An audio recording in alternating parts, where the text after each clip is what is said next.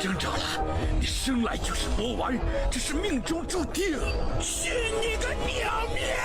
！Hello， 欢迎来到加持桑的慢分享。今天我们来把玩由万代在21年发售的 METAL ROBOT魂系列的撒旦高达。黑龙真实比例玩具的外包装还是挺大的，对比之前介绍过的00全儿童在长度以及宽度方面都是有过之无不及。打开玩具的外包装内容物就没那么丰盛了，两层吸塑，上层本体，下层配件。按照惯例先来看到玩具的本体，这个拿上手之后第一反应就一个字大。玩具到头顶高度约为16公分，对比 HG 扎古对比同为 SD 真实比例化的曹丞相，对比鞍马狼王几乎是同一高度了。背部翼展长度更是超过了30公分，论压迫感这一块，狼王都得逊色3分。转到造型方面，45码的大脚，尖锐的斜肩，全包裹式的黑色斗篷，又可变换为炫酷霸气的大翅膀，是否能让你想到 W5 小强里的某人某鸡呢？同样暗黑凌冽的邪魅风，同样冷艳狂傲的帅气，但是根据设定，这个撒旦高达是由武者丸陀无真恶参与黑龙融合而成的，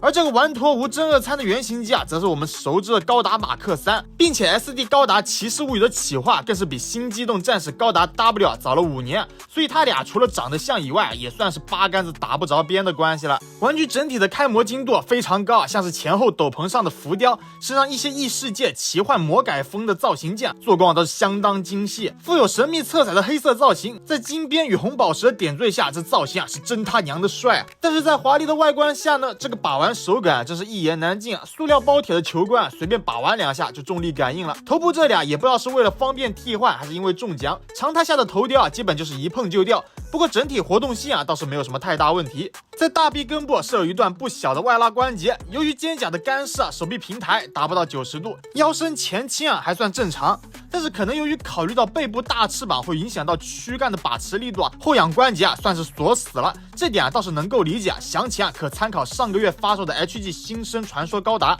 腰部360度旋转没有任何问题，裙甲位置是有避让结构，对腿部前踢侧踢并不会造成太大干涉，屈衣曲肘也均为超过90度的这么一个状态。这里提一嘴为了能够让魔王更好的摆出酷霸屌的 pose， 在手腕处是设有2段球形关节的，脚踝处的接地性倒也还算可以。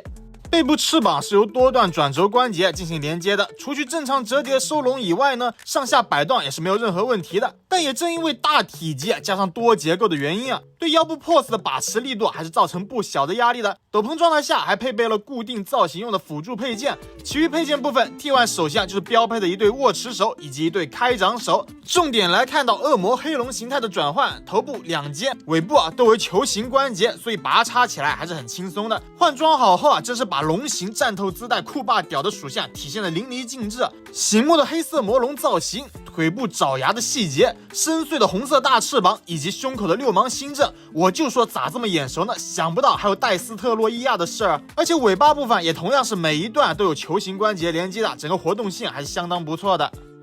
武器部分，骷髅法杖简单 look， 造型做工还算不错，但是阉割掉了原本 SD 的弹射结构，作为产品内附属的唯一一把武器整体的玩法还是略显单调。最后就是 M2 魂祖传的黑色大地台了。